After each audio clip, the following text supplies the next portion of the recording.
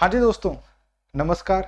मैं Jatin Gill nimbus academy की तरफ से एक स्पेशल वीडियो आपके लिए लेके आया हूं एचसीएस के लिए।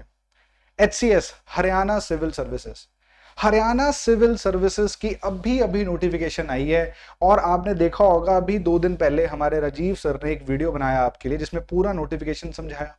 उस नोटिफिकेशन में लिखा था कि देखो जी 1 दिसंबर से जो आपके फॉर्म्स हैं वो ऑनलाइन आ जाएंगे और फिर फरवरी में जाके आपका प्री हो जाएगा। अब सवाल यहां पे क्या है, अरे भाई प्री की तैयारी कैसे करनी है? प्री की तैयारी कैसे करोगे?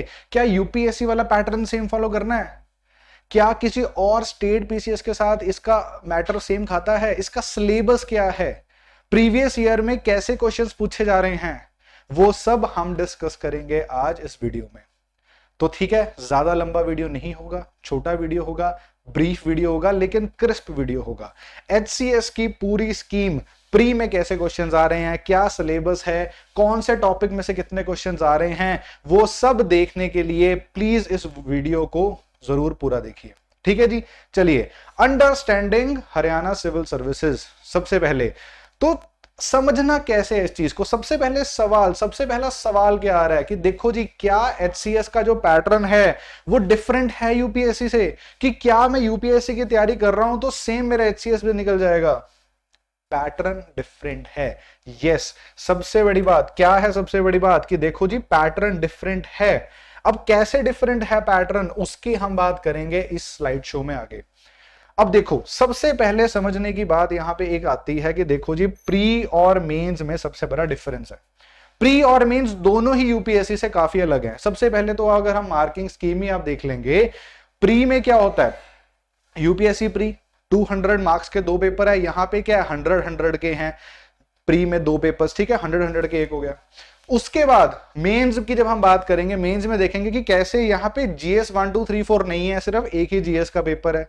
ओके, तो प्लीज इसको वीडियो को ध्यान से देखो ताकि समझ आए कि देखो जी, अगर मैंने स्पेसिफिकली एचसीएस की तैयारी करनी है तो मैं किस किस चीज पे फोकस करूंगा। ठीक है, स्पेसिफिकली एचसीएस की बात हो रही है सबसे पहले।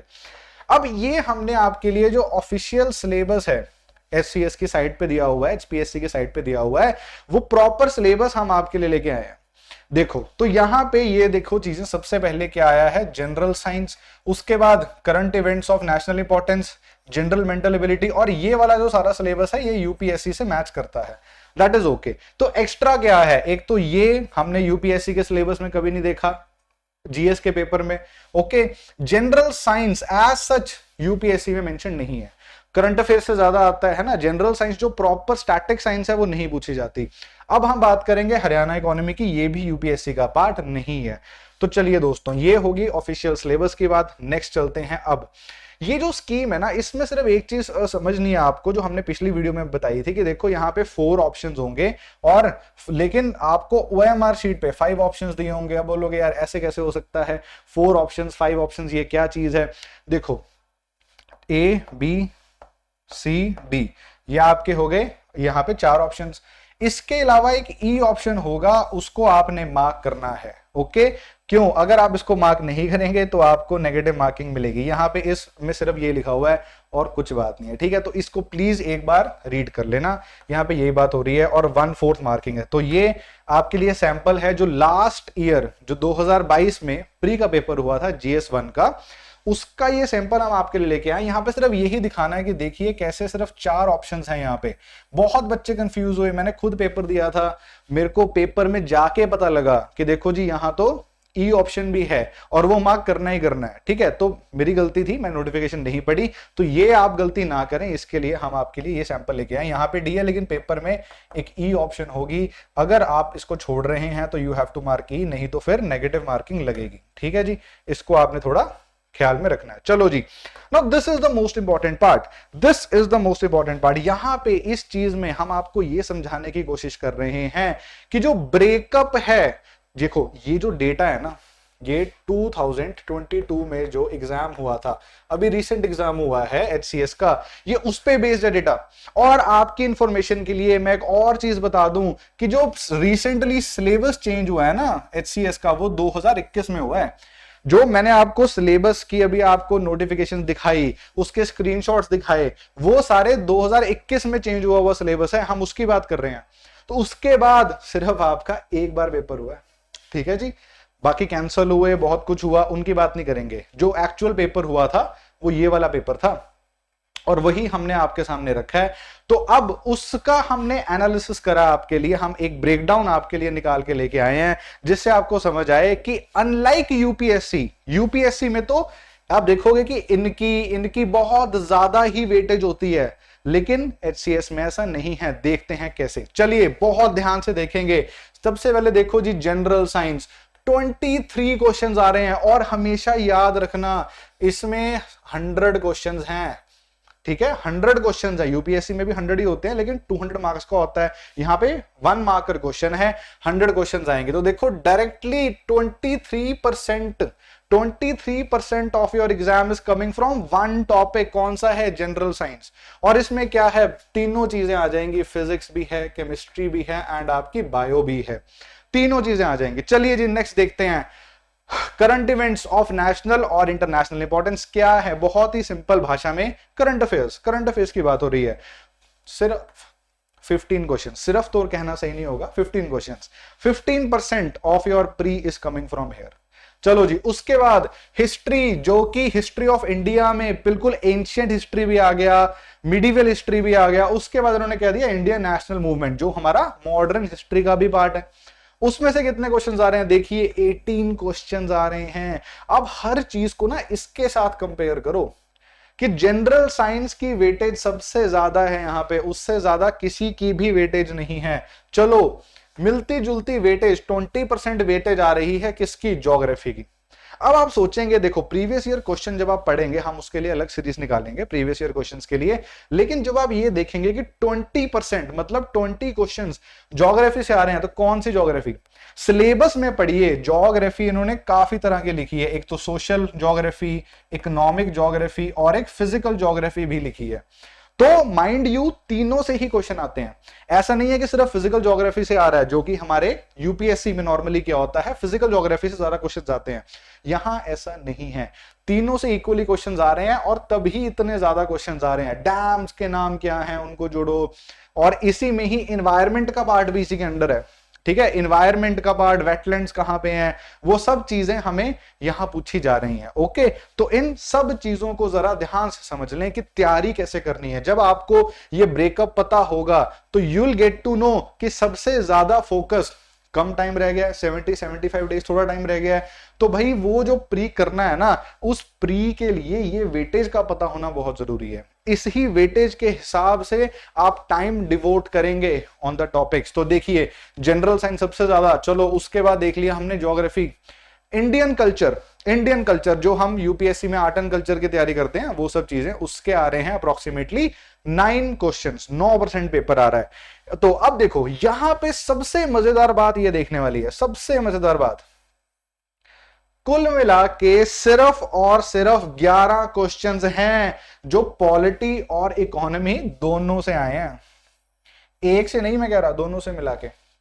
काफी कम वेटेज। जिन्होंने यूपीएससी का पेपर दिया है, जिनको यूपीएससी के पैटर्न के बारे में पता है, they will find it quite unusual, because it is really unusual. Polity की नॉर्मल वेटेज ही यूपीएससी में अप्रोक्सीमेटली 15 to 20 क्वेश्चंस की होती है, और इकोनॉमी की भी 20 क्वेश्चंस नॉर्मल आजकल आ रहे हैं। लेकिन जो एचपीएससी है, जो आपका एचसीएस का एग्जाम कंडक्ट करवा रही है, वो नॉर्मल पैरामीटर्स को फॉलो नहीं कर रही है, ठीक है। तो यहां पे क्या हो रहा है, यहां पे थोड़ा अलग चल रहे हैं, तो इसकी वेटेज कम है। चलो जी, एक बड़ी मजेदार बात, जनरल मेंटल एबिलिटी, जो कि नॉर्मली सीसैट का टॉपिक है, और आपके सीसैट में भी सिलेबस में वो मेंशन्ड है, वो आपके जीएस में मेंशन करा हुआ है एचपीएससी ने, ठीक है। उनके ऑफिशियल वेबसाइट पे जो आप जाके देखोगे, स्क्रीनशॉट हमने पीछे डाला, उसमें आप देख सकते हो जनरल मेंटल एबिलिटी उस पे लिखा हुआ है जी। तो मैंने सर्च करा, मैंने कहा यार जनरल मेंटल एबिलिटी अगर इसके भी पेपर आएंगे, तो मैंने तो तैयारी करी, मैंने कहा तो बहुत इंपॉर्टेंट है, सीसैट में भी आएगा, यहां भी आएगा, लेकिन अभी तक ये जो है आया ही नहीं।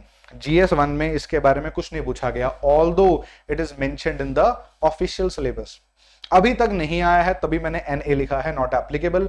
तो इसका मतलब ये नहीं है नहीं आ सकता है। सी सेट की तैयारी जब कर रहे हो, जनरल मेंटल एबिलिटी की तैयारी थोड़ी अच्छी तरह करनी चाहिए। ठीक है जी। चलिए दोस्तों, हरियाणा जीके, तो देखो जी ये तो एक स्टेट, किसी भी स्टेट का आप दे रहे हो पीसीएस का एग्जाम, तो ये वाली जो जीके है ऑफ द स्टेट जीके तो इंपॉर्टेंट हो ही जाती है। तो हरियाणा जीके, हरियाणा का एग्जाम दे रहे हैं, तो यहां पे 4 क्वेश्चंस मेरे को मिले, 4 क्वेश्चंस जो कि सीधा सीधा हरियाणा जीके के हैं। ऑल दो कहने को हम ज्योग्राफी के भी 2-3 क्वेश्चंस कह सकते थे कि मतलब इनडायरेक्ट रिलेशंस है हरियाणा से, बट सबसे मेन अगर मैं बात कहूं तो प्रॉपर डायरेक्ट क्वेश्चंस 4 थे। So this is the breakup of pre. अब इसके टेकअवेज क्या हैं? सबसे पहला टेक अवे, इसको स्टार मार्क कर लो। जनरल साइंस अगर आपको नहीं आती, माइंड यू मैं स्टेटमेंट दे रहा हूं, लिख के रख लो, वीडियो बार बार चला देना, जनरल साइंस के बिना एचसीएस प्री नहीं हो सकता। जनरल साइंस अगर अच्छी नहीं है, आज से तैयारी करनी शुरू कर दो। जनरल साइंस के अलग अलग टेस्ट सीरीज लगाओ, अलग अलग टॉपिक्स लगाओ, उसको पूरा अच्छी तरह प्रिपेयर करो, उसके बिना एचसीएस नहीं हो सकता। That is final. उसके बाद आ जाओ सेकंड वेटेज, ये देखिए Indian and world geography. Geography को पढ़ना है अच्छी तरह, 11th की एनसीईआरटी, 12th की एनसीईआरटी को अच्छी तरह पढ़ना है। उसके अलावा जो हमारी बेसिक बुक्स हैं, जो हमारा कोचिंग का मटेरियल वो इटसेल्फ सेल्फ सफिशिएंट है, और उसके बाद जो हमारी टेस्ट सीरीज है उस सब में आपको ये चीज कवर्ड मिलेगी। ओके, सो सोर्सेस। उसके बाद सेकंड वेटेज आ गई हमारी ज्योग्राफी की। ज्योग्राफी के बाद देखो इसकी वेटेज, हिस्ट्री की वेटेज। नाउ इसका तो अब हिस्ट्री में क्या है कि जब आप क्वेश्चंस को एनालाइज करेंगे तो क्वेश्चंस में आप देखोगे कि नॉर्मल फैक्ट बेस्ड क्वेश्चंस आ रहे हैं, अनलाइक यूपीएससी जहां पे थोड़ा वो आजकल आपने देखा ना यूपीएससी थोड़ा स्कूल ऑफ थॉट पे क्वेश्चंस पूछने लग गया, यहां पे थोड़ा ऐसा कम है। ठीक है, तो अब इसका आपका क्या रहेगा मेन सोर्स? बेसिक बुक्स, सबसे पहले एनसीईआरटीज। एनसीईआरटीज के बाद जो हमारी निम्बस की जो बुकलेट्स हैं सेल्फ सफिशिएंट है, उनको आप यूज कर सकते हो, बहुत ही बढ़िया सोर्स है, सारी तैयारी वहां से हो जाएगी। Plus always test series, test series बहुत जरूरी है, प्रैक्टिस प्रैक्टिस एंड प्रैक्टिस, उसी से ही क्वेश्चंस निकलेंगे। उसके बाद हम वेटेज की बात करते हैं इसकी। 4th नंबर पे वेटेज है करंट अफेयर्स की। देखो जी, करंट अफेयर्स की मैगजीन निम्बस की मार्केट में आती है, एंड मैं गारंटी के साथ कह सकता हूं कि जो भी उसमें करंट अफेयर्स आ रहे हैं, वो आपके जो पेपर में करंट अफेयर्स आ रहे हैं, they are well covered in that magazine, they are very well covered in that magazine. Okay, तो प्लीज एक सिंगल सोर्स को फॉलो करना है, एक सिंगल सोर्स से ही टेस्ट देने हैं और उसको अच्छी तरह तैयार करना है। That is the way to be ready for pre. चलो जी, उसके बाद हम बात करते हैं नेक्स्ट सबसे ज्यादा वेटेज किसकी है। देखो कल्चर और इन दोनों को कंबाइन कर लो, और ये इनकी वेटेज उसके बाद है। तो अब इसमें यही समझ लो कि देखो मेन बात क्या है, पॉलिटी। अब देखो एक और बड़ी इंपॉर्टेंट बात है, मेरे को अभी जब मैं तैयार कर रहा था तो हम सर से डिस्कशन कर रहे थे, तो जब जिन्होंने पीसीएस दिया, एचसीएस दिया है, तो वो कह रहे हैं देखो इसकी क्या गारंटी है कि अगर एक बार 8 क्वेश्चन आए हैं अगली बार 18 नहीं आ सकते? कोई गारंटी है इस बात की? आप ले सकते हो, मैं ले सकता हूं, नहीं ले सकते। तो यही एक चीज सोच के चलनी है कि देखो हमने जो भी सिलेबस है उसको अच्छी तरह तैयार करना ही करना है, but at the same time ये पूरा एनालिसिस करने की जरूरत क्यों पड़ी हमें? ताकि आपको पता लग जाए कि प्रायोरिटी वाइज किसको तैयार करना है। तैयार सभी करने हैं। इस एनालिसिस से मेरा कहीं भी ये कहने का मतलब नहीं है कि भाई देखो जी इससे सिर्फ 3 क्वेश्चन आ रहे हैं तो इकोनॉमी छोड़ के जाओ, नेवर।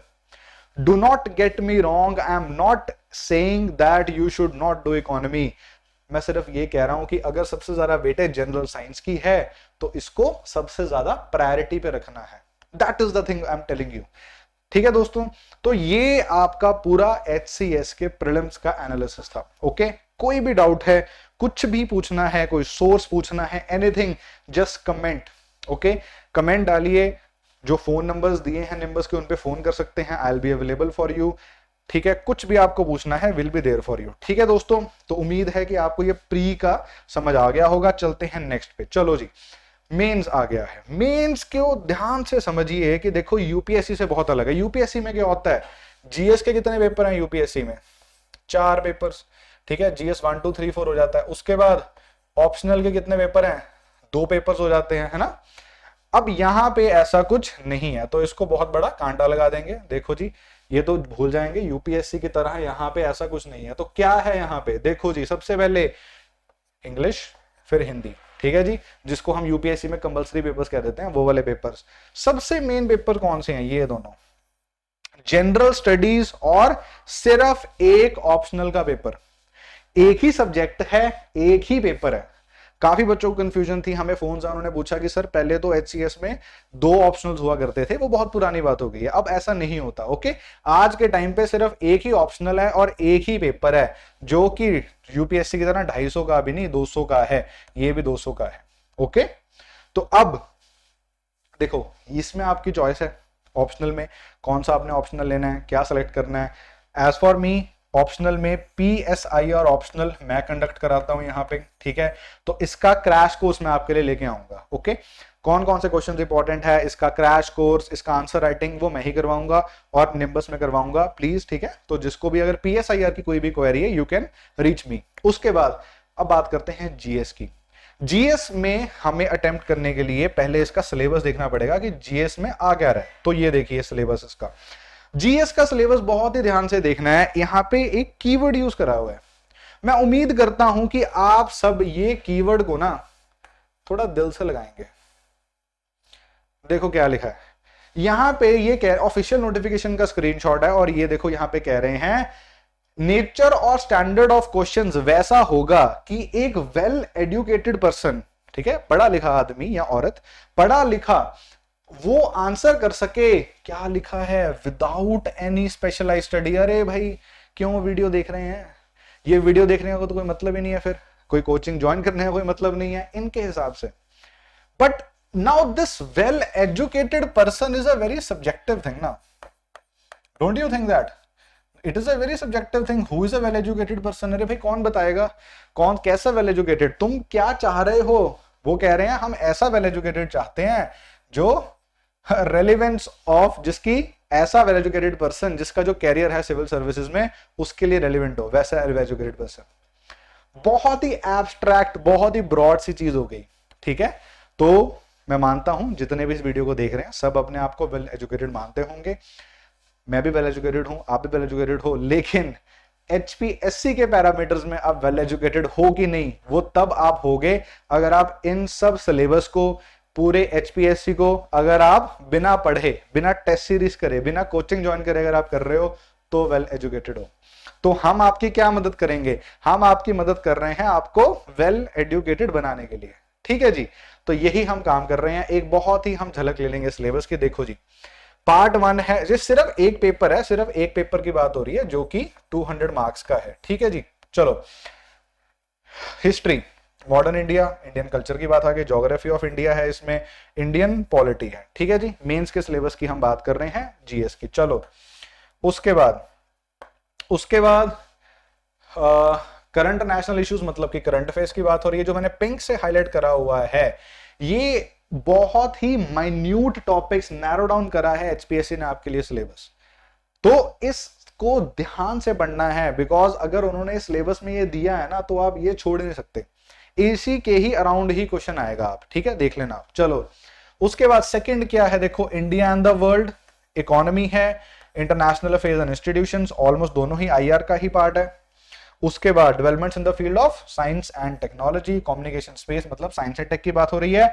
लास्ट में जी ये जो चीज है ये आपके यूपीएससी में नहीं है, स्टैटिस्टिकल एनालिसिस, ग्राफ, डायग्राम्स, ये चीज नहीं है आपके यूपीएससी में जी, ठीक है, स्टैटिस्टिकल डायग्राम्स वगैरह ये सब चीजें। तो अब आपको ये समझ आ गया कि सिलेबस क्या था। अब हम बात करते हैं पेपर की। तो देखिए, ये जो पेपर है इसकी जो हम बात कर रहे हैं, ये जो पेपर है ना, ये ऑनलाइन अवेलेबल नहीं है, ठीक है जी। ये जो एग्जाम है ये ऑनलाइन अवेलेबल नहीं है। तो प्लीज अब हम क्या करेंगे, इसको एक बार ध्यान से देख लेंगे। ओके, ये पेपर क्या कर रहा है। तो देखो, सबसे पहले क्या बोला गया यहाँ पे, 20 क्वेश्चन, 20 क्वेश्चन हैं, हर क्वेश्चन 10 मार्क्स का होगा, और वर्ड लिमिट एक क्वेश्चन की जो सब क्वेश्चंस की 200 है। तो करना क्या है हमने, 20 questions are there, 20 questions, 10 marks, कितने बने, 200, और 200 ही आपकी वर्ड लिमिट है, ठीक है जी। ये आपका पैटर्न है। तो अब इसको ध्यान से देखो कि भाई ये ऐसा क्वेश्चन आता है। पीवाईक्यूज के लिए हम अलग अलग से वीडियोस बनाएंगे, अभी हमारा मोटिव पीवाईक्यूज को डिस्कस करना नहीं है। हमारा मोटिव है सिर्फ यहाँ पे एक एनालिसिस आपके सामने रखना, ठीक है जी, एक एनालिसिस हम आपके सामने रखेंगे।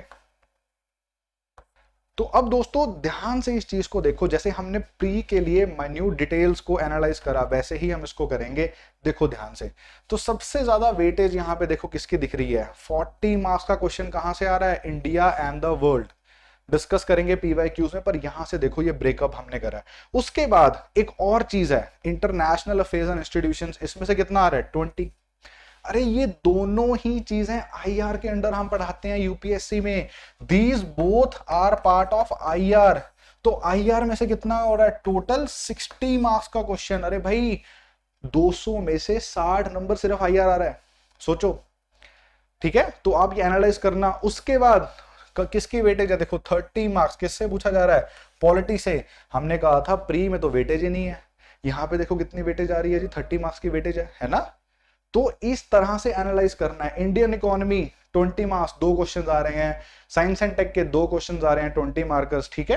तो इस तरह से इसको एनालाइज करो। सबसे ज्यादा वेटेज हमें यहाँ किसकी देखने को मिल रही है, आईआर की। उसके बाद हमें पॉलिटी की वेटेज देखने को मिल रही है, एंड उसके बाद सिमिलर वेटेजेस हमें बाकियों की देखने को यहाँ पे मिल रही है। सॉरी, ये तो आईआर का ही पार्ट है, इसको काट देंगे, ठीक है।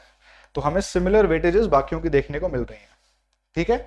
So this is the analysis जिसकी हम यहां पे बात कर रहे थे दोस्तों। चलिए अब लास्ट में हम इसको वीडियो को खत्म करेंगे, और मैं सिर्फ एक ही बात कहूंगा आपसे। देखो जी, सिर्फ एक बात को समझो, ये जो मैसेज है ना, ये मैंने एचसीएस की ऑफिशियल नोटिफिकेशन से उठाया है, जो कि मेरे को बहुत ही रिलेवेंट लगा।